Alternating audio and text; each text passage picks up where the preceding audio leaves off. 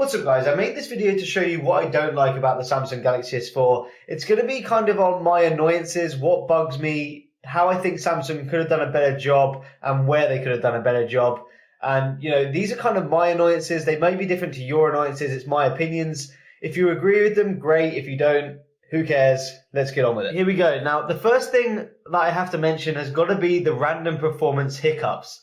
Now, when I first saw the spec sheet for the Galaxy S4, I saw it had the Snapdragon 600 at 1.9 gigahertz, and I thought, there's no way this can lag, because it's just nearly a 2 gigahertz quad-core processor.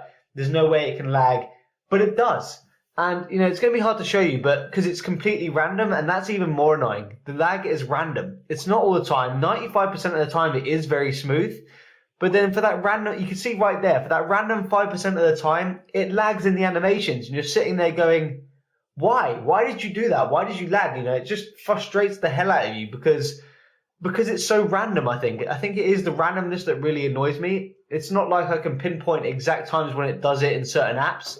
It's random. Next up on my annoyance list has got to be the internal storage. I know the S4 has the external SD card slot, which is great, but I still think the internal storage is a bit of a joke. Now, this is a 16 gigabyte variant, and you can see here the actual usable space for me is 9.15 gig. Now, I wasn't expecting 16, but I probably was expecting 11 to 12, but I'm basically getting 9. And once I've installed some apps and games, I'm only left with 1.71, which isn't a lot at all. Once you have some apps, games, pictures, you're really going to run out of internal storage very quickly, and you're going to have to use an SD card slot. Now, the reason for this is because TouchWiz has all those extra features.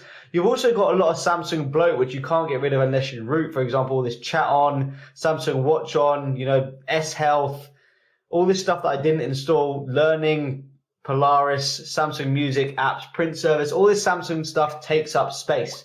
Now, just for a comparison, I'm bringing my Nexus 4 right now. And this, again, is a 16 gigabyte variant. So both of these are 16 gigabytes as advertised.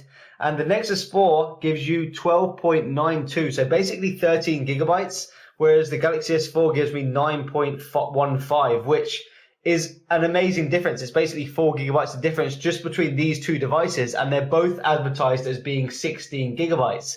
So that's just crazy. My next annoyance is to do with the Samsung software, more specifically TouchWiz.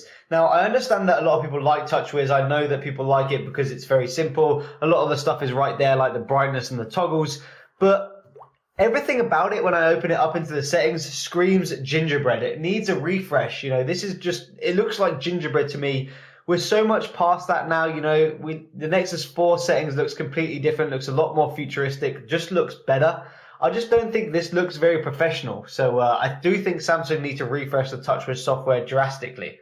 My next annoyance is a little bit of a strange one, and you probably won't understand it unless you play with the device for a bit.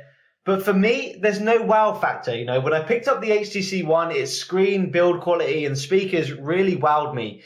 When I picked up the Galaxy S4, yes, it's a great phone. Yes, it has a great screen, great camera. It's a good upgrade from the Galaxy S3. But for me, there's just no wow factor, A lot of it feels like the Galaxy S3, It's got a better screen, which is great. But in terms of general usage and the way you use your phone, it doesn't feel all that different from the Galaxy S3. And for me, that's a big minus point because you're paying £580 to £600 for this SIM-free. I should be wowed by it, but I'm just not. Now, like I said, this is my opinion. You might be wowed by this depending on what phone you're coming from. But I came from the Nexus 4 and the Galaxy S3 and the HTC One.